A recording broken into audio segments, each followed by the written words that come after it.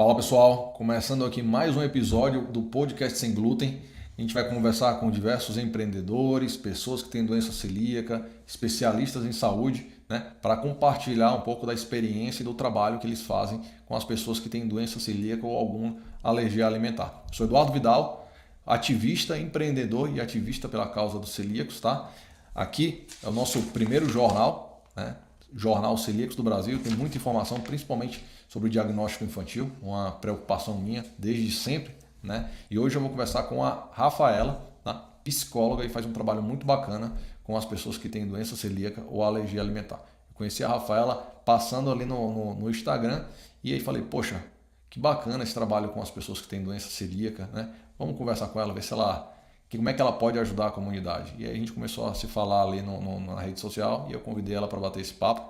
Fala, muitíssimo obrigado por ter aceito o convite. Para mim, como pessoa e como ativista, isso é um trabalho muito importante, né? Sempre prestei essa homenagem. Meu filho faz a faculdade de psicologia, então para mim é um trabalho essencial para todas as pessoas, seja celíacos ou não, mas principalmente para as pessoas que têm doença celíaca. Então, eu te agradeço e te deixo a palavra, fala um pouco aí sobre você e esse trabalho para a gente começar esse bate-papo que tenho certeza que vai gerar muito retorno para os celíacos. Maravilha, obrigada pelo convite, estou muito feliz de estar aqui. Bom, o meu trabalho começou no ano passado, né? Eu acabei tendo algumas questões de saúde, né? Por questões pessoais, eu entendi que fazia muito sentido trabalhar com esse público, porque eu mesma me vi muito perdida ali inicialmente, né? Porque a gente tem uma mudança de vida muito drástica, então você vive uma vida inteira, né? Aprendendo ali a comer, onde ir, e do nada isso muda e não vem com um manual, né? Certo. Então, pra mim foi uma situação que me gerou, assim, bastante atenção, né? Então, quando eu fiquei internada e eu tive os diagnósticos, eu percebi ali mesmo na internação, eu falei, gente, que universo que é esse, né? Porque quanto mais eu pesquisava, mais eu via que tinha coisa pra aprender e que não era simples o fato de tirar o glúten, né? Então, pra mim, num primeiro momento eu achei que fosse, eu falei, tranquilo, não vou comer frango empanado, tá tranquilo. E depois eu vi que tinha muita coisa dentro, né, desse mundo. E aí eu fui entendendo um pouco mais e eu procurei grupos de apoio, né? Porque eu gosto bastante desse mundo terapêutico ali, né, com grupos. E eu não encontrei grupos, né, com o intuito mesmo por psicólogos e tudo, eu encontrei grupos, comunidades, né, isso eu encontrei aqui em São Paulo, mas grupos com esse foco eu acabei não achando e eu pensei, bom, quando eu estiver bem, eu vou acabar fazendo para poder ajudar as pessoas também, né. E foi aí que eu iniciei os grupos, eu atendo pacientes também individualmente, celíacos e com alguma desordem relacionada ao glúten. Inclusive, eu tenho uma paciente que não era celíaca, ela já estava comigo há muito tempo, e ela tinha vários sintomas, e aí eu, né, sinalizei ele para ela, falei, olha, por que você não vai atrás, tudo? Ela não tem celíaca, mas ela tem a desordem, né, ao glúten. Então, eu acho muito legal esse trabalho, né? Eu tenho alguns pacientes que chegam ali com, principalmente recém-diagnosticados, com dificuldade de tirar a alimentação, com dificuldade de poder ter a dieta certinha e aos poucos a gente consegue ir movimentando, né? Então, em resumo, é mais ou menos isso. Foi por isso que eu me interessei e eu tô aqui hoje focada nesse público.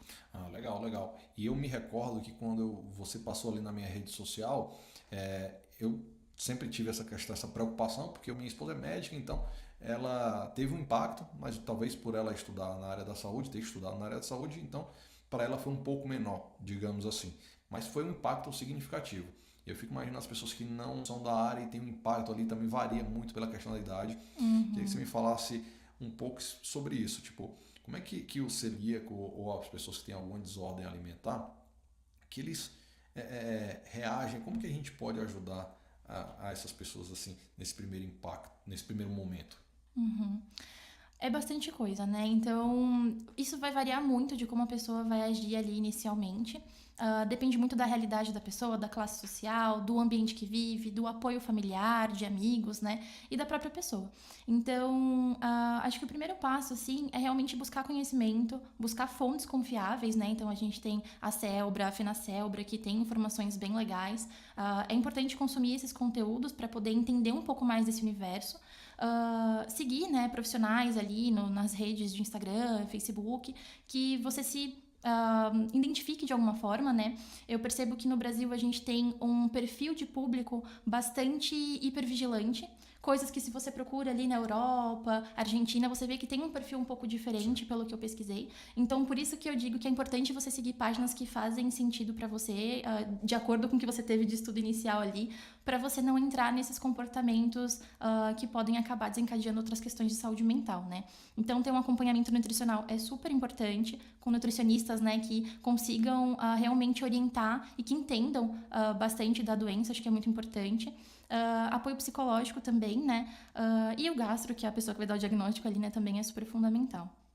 A gente fala muito sobre o gastro, mas é bom a gente deixar todo mundo ciente que não, principalmente as pessoas que não têm plano de saúde, não têm a possibilidade ali de acessar um gastro diretamente, precisa ir no sistema público. O sistema público ele faz um filtro diferente, ele te manda ali primeiro para um clínico geral e aí o clínico geral vai te direcionar. O clínico geral ou qualquer outra especialidade ele pode te dar o diagnóstico, apesar de que tem essa regrazinha, você pode falar para ele, olha, vamos pesquisar a doença celíaca, eu li isso ou aquilo, então a gente sabe que o padrão ouro ali, o teste padrão ouro é exame de sangue com a biópsia do intestino, né, do duodeno, mas qualquer especialista é capaz de te dar o diagnóstico. Óbvio que o gastro ele vai te dar muito mais rápido, mas não teve acesso ao gastro, converse com o seu médico sobre a doença celíaca ou algum distúrbio alimentar, que também é muito importante. Né?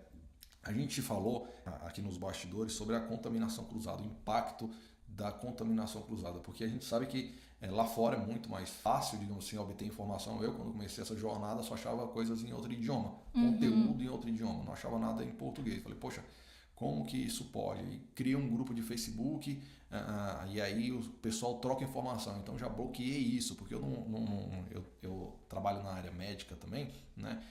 O diagnóstico para mim tem que sair de especialistas, né? Cada indivíduo é único. As pessoas se consultando ali por rede social é um problema muito grande, né? É verdade. Como que a gente pode sugerir, digamos assim, né? Óbvio que o ideal é que procure um terapeuta, procure um médico, um nutricionista, mas como que a gente pode sugerir para a pessoa, calma, tipo, a contaminação cruzada existe, mas a gente dá para viver assim. O site da FenaCel, Bracelbra, né, dos estados, eu acho que é super importante. Eu sempre recomendo ele como fonte inicial, né, de conhecimento, porque eu particularmente gosto bastante. Eu percebo que tem um conteúdo bem relevante. E realmente tem que estar bastante atento, né, nas redes sociais, apesar de ter bastante conteúdo legal e relevante, também tem muito conteúdo que acaba criando e contribuindo ali, né, para comportamentos mais ansiosos e tudo mais. Então, realmente, tentar buscar conteúdos. Então, por exemplo, no meu Instagram eu falo um pouco de saúde mental ali, no teu Instagram também, né, tem bastante conteúdo legal. Então, profissionais que estão ali na área, eu acho que é super importante olhar e buscar, né, o que ele está fazendo, da onde está vindo essas fontes, da onde está vindo essa informação. Eu acho que esse é o primordial, e não só olhar ali, porque às vezes, né, na verdade, o que acontece é, a gente escuta o que a gente quer ouvir. Justamente. Então, tem pessoas também que vai acabar seguindo um perfil, porque já tem aquele perfil pessoal, então se identifica e vai. E às vezes não necessariamente é o melhor caminho, né? Então, por isso que eu sempre digo para consumir um pouco da fonte, entender um pouco melhor e administrar dentro da própria realidade. E também as pessoas têm que entender que aquela pessoa ali, você não conhece ela, né? Eu estava até conversando recentemente com um colega que pegou um plano nutricional na internet. Eu falei, poxa, tipo, dá 2 passos atrás, porque o nutricionista, o terapeuta, o médico, ele tá ali, ele estuda você, ele analisa o indivíduo. Tipo, se você pegar algo genérico, não vai servir isso para você. Pode não te fazer mal, mas não é feito para você. Então, se você vai num terapeuta, ele criou um plano para você, ele te conhece. E aquela pessoa na rede social, você não conhece ela. Tipo, ela tá jogando ali um conteúdo generalista. Então, Exato. Vamos com calma, é possível. As pessoas fazem realmente um consultório, digamos assim, na rede social, mas calma, vamos pegar fontes confiáveis, vamos procurar um especialista, porque é muito importante. Eu sou do time de que a gente precisa ter um terapeuta ali, porque é uma mudança muito brusca, né? Principalmente no nosso país, que a gente não tem acesso fácil à alimentação, né? Então as pessoas têm um diagnóstico, elas vão ter ali uma mudança de vida e elas precisam de um apoio, né? O Estado hoje não dá fácil. Eu sei que algumas faculdades elas dão ali um suporte gratuito, digamos assim, de terapeuta, né? Você precisa fazer um cadastro, etc. Como é que a gente pode orientar as pessoas na busca por um terapeuta para falar especificamente da celíaca? Porque, assim, da celíaca ou de qualquer restrição alimentar. Porque a gente sabe que nem todos os terapeutas entendem 100% da pauta. Não é que a pessoa vai chegar e falar, nossa, eu fui diagnosticado com doença celíaca, que você vai me ajudar? Tipo, a gente precisa ter um norte aí. Como é que a gente pode falar isso para quem teve um diagnóstico, seja de doença celíaca ou de alguma restrição alimentar? Porque eu achei a Rafaela porque a Rafaela passou na minha rede social. Mas como é que a gente acha outras Rafaelas por aí? Ou como que a gente fala para a Rafaela, Rafaela, meu problema é um problema X. Perfeito. Eu acredito que assim, né? O psicólogo ele tem uma bagagem, ou ele deveria ter uma bagagem para conseguir lidar, né, com diagnósticos de maneira geral, né? Mas de qualquer forma, realmente eu já peguei pacientes que vieram para mim falando, eu já faço terapia há X anos e o meu psicólogo acha que é coisa da minha cabeça, que eu tô exagerando. Então isso pode acontecer. Eu já lidei com outros psicólogos que não em relação à celíaca, mas em relação à lactose, falando que a pessoa era exagerada, que via, né, imaginava e acabava tendo reações. Então, assim, realmente tem que buscar pessoas, se possível, né, pessoas que entendam um pouco mais, porque é uma realidade bastante específica, né? Então, eu recomendo dar uma buscada ali no Google, psicólogo celíaco, psicólogo sem glúten, no Instagram também. Não sou só eu, né, que trabalho com celíacos, eu tenho algumas pessoas que eu conheço, que são psicólogos também que trabalham. Não tem um perfil tão específico, mas acabam trabalhando também. Então, eu tô muito aberta no meu Instagram para conversar com as pessoas, né? Então, às vezes vem pessoas falando comigo, eu tô sem agenda por algum motivo. E eu falo, olha, tem essa pessoa aqui que você pode falar. Então, porque eu também não vou conseguir dar conta de todas as pessoas que aparecem. Então, é importante, eu tento fazer contato com outros psicólogos pra gente poder criar essa rede, né? E conseguir atender as pessoas. Mas, de maneira geral, realmente, às vezes, a pessoa precisa também educar o psicólogo, falar, olha, essa é a minha realidade, ela é assim. Se for o caso, mostra artigo, mostra sites, porque a pessoa também não tem conhecimento, né? Eu já passei por nutricionistas, a gente tá falando de saúde mental, então ok, né, o profissional não conhecer, mas eu já passei por profissionais de nutrição que falou pra mim, mas se você comer um pouquinho de glúten não tem problema. Então, assim, dentro da nutrição a gente tem profissionais que não conhecem, né, no gastro, tudo. Então, eu acho que também ter essa mentalidade de que a gente precisa se defender é muito importante no nosso universo, né? Porque é inevitável. As pessoas... Eu não conhecia, né? Exemplo, eu não conhecia nada desse universo sem glúten antes. Eu não sabia nem o que era glúten. Eu sabia que tinha muitos produtos que tinham ou não tinham, mas eu não entendia muito bem. Então, a maioria das pessoas não entendem, né? É importante a gente também ter esse perfil um pouco mais educativo, apesar de muito cansativo, né? Que é, mas é importante, porque se não for a gente pela gente, quem vai ser, né? E no meu ativismo, né? Pesquiso muito sobre o que acontece lá fora e o que a gente pode trazer para o Brasil para ajudar. Então, só para as pessoas entenderem, em Madrid, o município ele tem um acompanhamento psicológico, né? Ele fornece um acompanhamento psicológico para quem tem doença celíaca ou alguma restrição alimentar. Então a gente vai fazer isso aqui em São Paulo. Isso é muito importante que as pessoas entendam, porque é um trabalho essencial, é fundamental que os celíacos tenham esse suporte, seja aqueles que podem ir para o privado, aqueles que não podem ir para o privado, eles vão chegar num terapeuta e o terapeuta vai ter o conhecimento da celíaca. A gente precisa distribuir isso de uma forma mais organizada, porque a Rafaela acabou de dizer que ela não consegue, ela não tem braço, porque a Rafaela tem 24 horas igual às outras pessoas, né? Então a gente precisa entregar, porque o psicológico é fundamental para quem teve um diagnóstico recente num país onde diversos problemas que já acometem a gente ali, que a gente precisa de um terapeuta, né? Então, mais um problema, preciso falar com alguém que entende, então eu preciso procurar um terapeuta, uma Rafaela, seja a Rafaela lá no Ceará, seja a Rafaela na Bahia, a gente precisa achar outras Rafaelas, né? E aí, Rafaela, a questão familiar, né? Você já deve ter ouvido aí com seus pacientes, eu sei que existe a restrição aí profissional, né? Mas a gente sabe que o problema familiar, no sentido da família não acreditar naquilo, achar que é frescura, me perdoe a palavra, achar que pode comer um pouquinho, como você falou do nutricionista. E se o nutricionista falou isso, você imagina a família, né? Então, na minha casa, por exemplo, não tem nada que contenha glúten, né? Agora, o que a gente pode dizer para os familiares que estão assistindo, escutando nosso podcast Sem Glúten, sobre a doença celíaca e o impacto, e que eles podem fazer para ajudar aquele parente que foi recém-diagnosticado? Eu sempre vou na linha da educação, então, de novo, buscar o conhecimento na fonte, acho que é super importante. Logo após isso, né, ter um perfil, um comportamento bem empático, porque no momento que principalmente, né, no recém-diagnóstico, a gente fica muito perdido, não sabe o que fazer. E quando percebe que precisa ter um cuidado maior, né, nos utensílios, na preparação de alimentos, a família tá ali junto para entender e aprender. É super importante, né? E caso a família não tenha esse perfil, porque apesar do ideal, a gente tem a realidade, que às vezes é muito diferente, né? É realmente o famoso, se não tá ajudando, não atrapalha.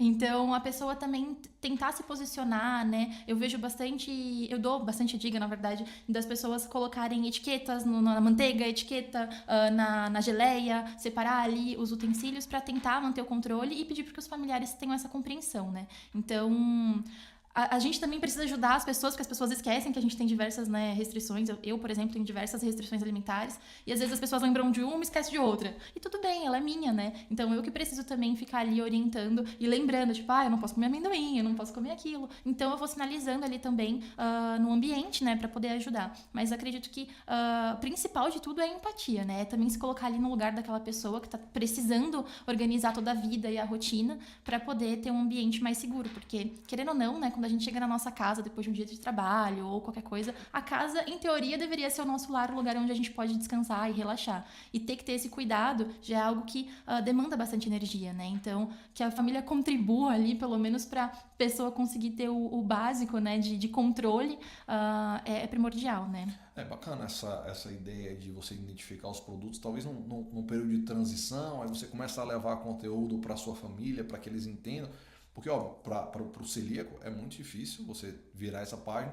Para a família também, tipo, apesar da família não ser diagnosticada, ela na rua ali consome outra coisa, mas a gente pode identificar os produtos ali e começar a levar conteúdo de qualidade para os familiares, para mostrar que é um negócio sério. Exato. E aí a família começa a virar uma chave, né? Pode ser um caminho que seja saudável para os dois, né? Porque você não vai conseguir virar a chave do meu pai, que tem 70 anos, que não de um dia para o outro, né? Não é simples, é isso mesmo. E, Rafaela, festas, reuniões, confraternizações. A gente sabe que é um momento do ser humano de relaxar, de socializar, festas, confraternizações com comida. O que a gente pode falar ali para o paciente celíaco ou com alguma restrição alimentar? Chegou o momento, fui convidado para um casamento, fui convidado para uma festa, confraternização da empresa que eu tô lá todo dia, 8 horas por dia. Poxa, não tenho vergonha, não quero que as pessoas saibam da minha restrição. Como que as pessoas devem agir? O que você recomenda para essas pessoas, Rafael? Essa é uma pergunta bastante particular, né? Vai depender muito da realidade de cada um. Se a pessoa vive em São Paulo, por exemplo, tem bastante opções, né? Comparado com outros estados. De repente, se programar, sei que vou ter uma festa daqui 2 semanas. Vou num restaurante seguro. Vai ter o que lá? Eu sempre recomendo, dá uma olhada, ver o que vai ter. Tenta pegar algo parecido, para você também não se sentir tão desconectado, né? Então, vai ter salgadinhos. Compra salgadinhos para você, leva num potinho seu, para você se sentir mais confortável, né? Eu não tenho opção, não consegui, tenta comer antes, né, de ir para essa festa, mas eu sempre recomendo que tente levar alguma comida um pouco mais parecida, porque você também se sente melhor, né? Mas se não for possível, leve o que você consiga levar, o que você tiver em casa, né? Eu sempre recomendo ter alguma Tupperware, algum potinho, ou até mesmo, sabe esses saquinhos de pão que você compra de grande quantidade, sem o pão com glúten, né, pelo amor de Deus. Você compra de grande quantidade, às vezes um pouco menor, coloca um salgado maior ali para também não correr o risco de você deixar o potinho ali, alguém pegar, então você tem um salgado um pouco maior que o seu, né, e você coloca ali nesse saco e você não se sente tão... tem gente que tem vergonha, né, de andar com potinhos por aí, então pensar em alternativas, né, o perfil da pessoa que tem a doença celíaca, que ela precisa desenvolver é a resiliência, né, e ter essa questão de se adaptar. Então é muito importante essa estratégia. Então o pensamento tem que estar sempre sendo muito criativo, né, para conseguir lidar com tudo isso. E o caso da etiqueta eu também super recomendo, botando a etiqueta ali na Tupperware, se for ficar em geladeira, alguma coisa assim, para não correr o risco de alguém pegar, né, além de você ficar sem ou contaminar com algum talher, alguma coisa assim, né. Acho que a empatia aí também entra um pouco pro lado da empresa, né, digamos assim. Ou da confraternização. Óbvio que aquela pessoa que te convida, ela não vai fazer uma festa 100% apta para quem tem alguma restrição alimentar, e você tem que ter esse jogo de cintura de procurar saber o que vai ter ali. Normalmente eles liberam o cardápio antes, né? A gente já foi num casamento e a gente levou a marmitinha da Ana para mim, primeira vez, falei, nossa, levar marmita, ela não pode comer também. A gente já foi em locais que ela não poderia comer e não comeu. É ruim, mas a gente precisa ter esse jogo de cintura, a gente não pode deixar de tentar socializar, né? Porque Exato. é um momento muito importante, principalmente nesse momento de visão aí de vida, né? Antes de diagnóstico, depois de diagnóstico, né? Mas isso em São Paulo e em outra cidade também faz muita diferença, né? Muita. A gente sabe da oferta que a gente tem aqui em São Paulo e a oferta que a gente não tem em outras cidades. Por isso que eu acho que o trabalho terapêutico para toda a comunidade é muito importante, sabe? Por isso que eu mais uma vez te agradeço aqui, porque agradeço ter passado na minha timeline ali, porque para mim foi fundamental, tá? Obrigada a você.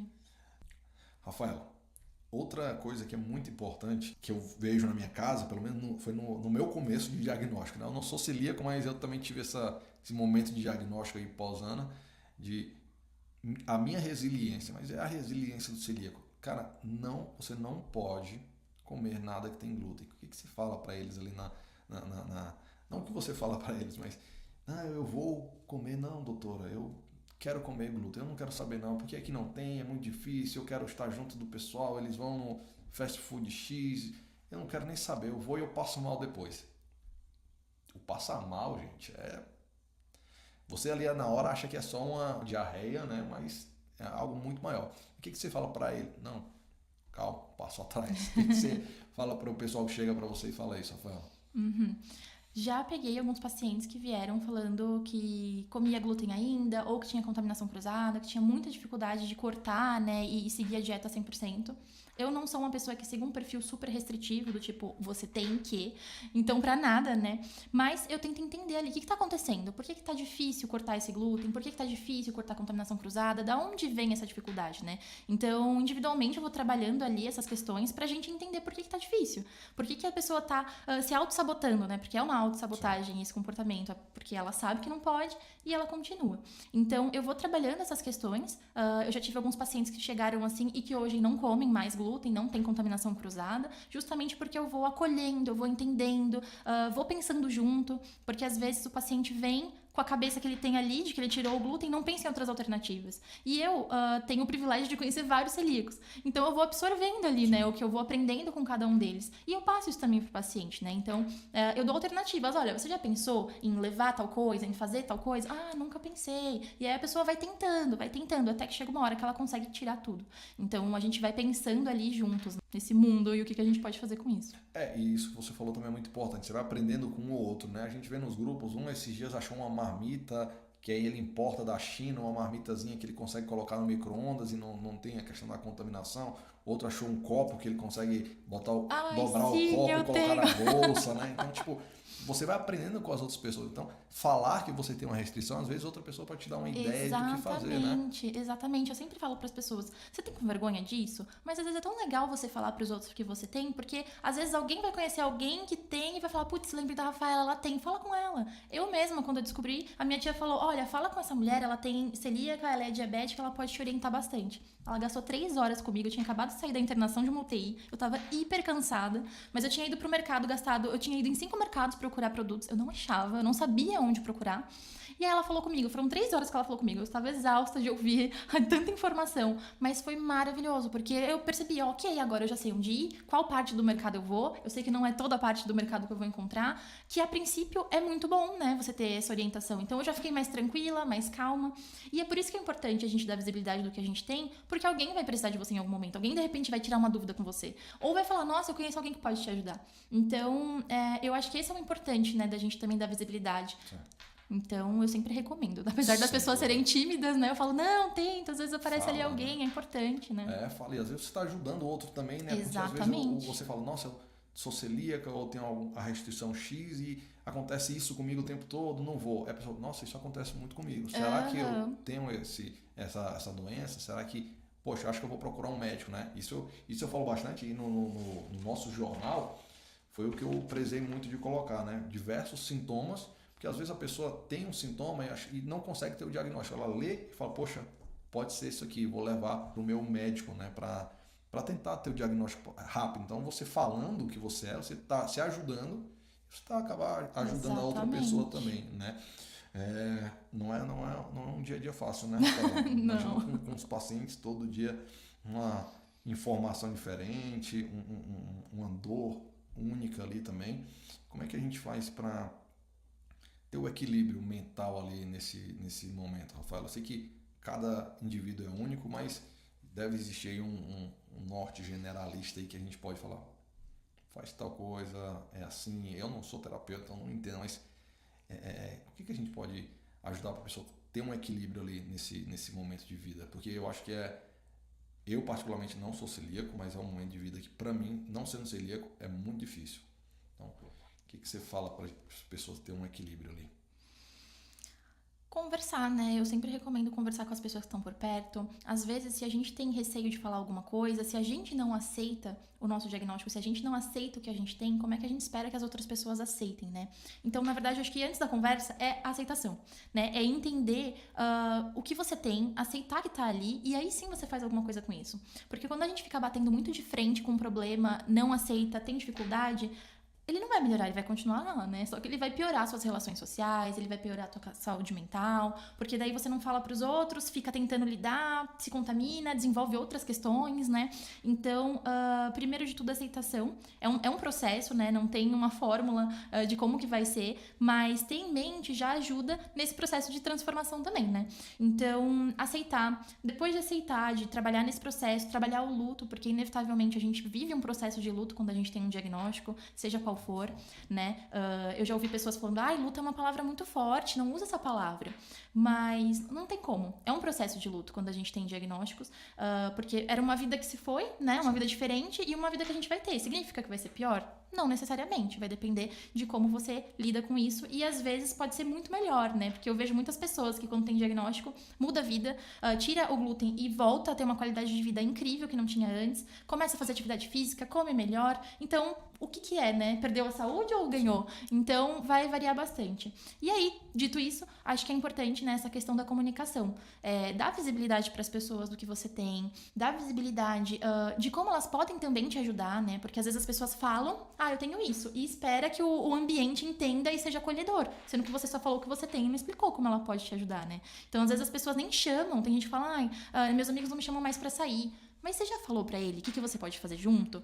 Que você pode ir num parque, caso a tua cidade não tenha ali, né, um restaurante seguro, ou que tem algumas opções na cidade que você mora, que eles podem ir com você, ou que você pode pedir um delivery na casa dos seus amigos. Então, essa comunicação é super importante para as pessoas entenderem que você não é chata ou frescurenta, né? Porque simplesmente você é. E que você tem uma questão muito maior, né? Por isso que eu volto. O autoconhecimento é super importante, o conhecimento do diagnóstico é muito importante, para você explicar que não é só tirar o glúten.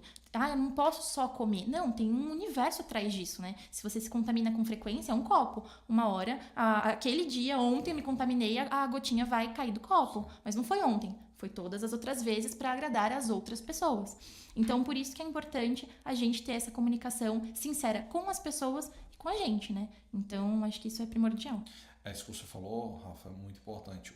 Agradar as outras pessoas, né? A gente precisa virar uma chave nessa mentalidade de agradar as outras pessoas, né? Eu, como venho aí me dedicando à pauta da doença celíaca já há 6 anos, vejo muito isso. É algo muito sério o desencadear da doença celíaca. Então a gente tem que realmente virar uma chave, não agradar as outras pessoas em hipótese alguma, porque a gente está falando do indivíduo, é a sua saúde, o impacto nisso é muito grande, as consequências que as pessoas podem ter no futuro por agradar naquele momento ali de confraternização, apesar de que eu sou fã de confraternização, muita gente, então, mas reflete um pouco, acha uma alternativa, vamos levar uma marmitinha, vamos conversar, porque é possível, eu acredito muito que é possível. É trabalhoso? É trabalhoso demais, é muito trabalhoso, por isso que a gente precisa de uma Rafaela em cada cidade do nosso país para ajudar.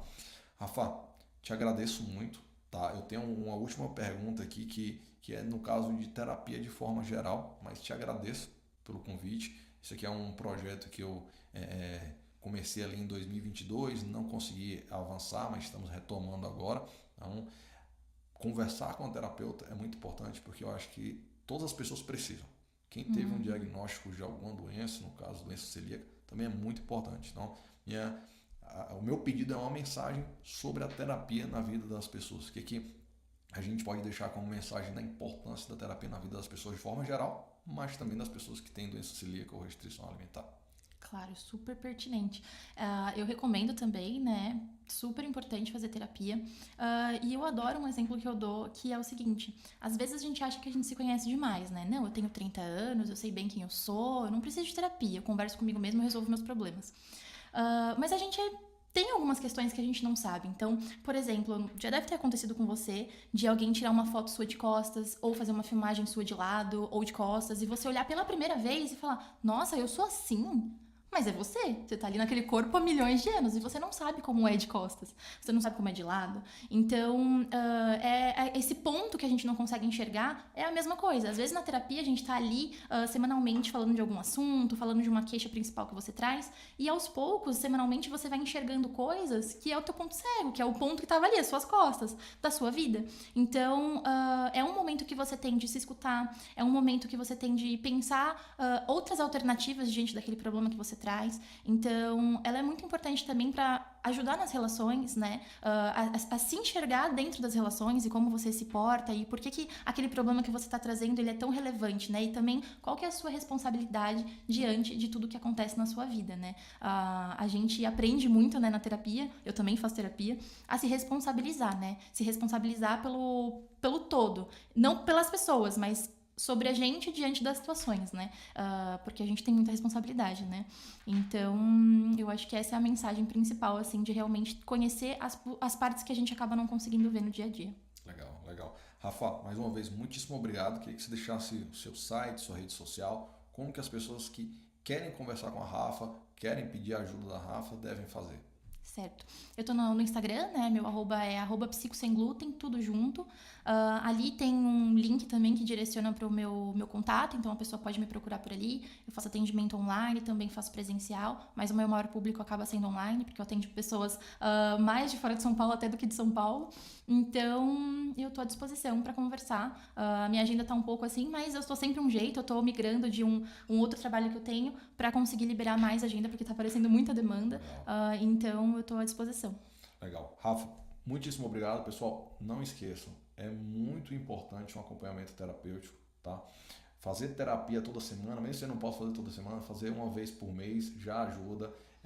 Eu tenho uma particularidade, quando eu vou no terapeuta, eu mais choro do que outra coisa. Então, esse cara forte aqui em casa, no dia a dia, precisa de um terapeuta, muita gente precisa de um terapeuta. Então, mais uma vez, muitíssimo obrigado. Esse é o Podcast Sem Glúten, né? E aí, vou fazer mais uma vez nosso merchan aqui, nosso primeiro jornal, Celíacos do Brasil. Você tem muita informação e também tem informação sobre terapia, tá, Rafa? Depressão na vida das pessoas. Então, é muito importante que você tenha acesso www.leicelíaca.com.br. Você consegue ver o exemplar digital. Obrigado, pessoal. Obrigado, Rafa. Obrigada, Eduardo. Obrigada mesmo pelo convite. Show.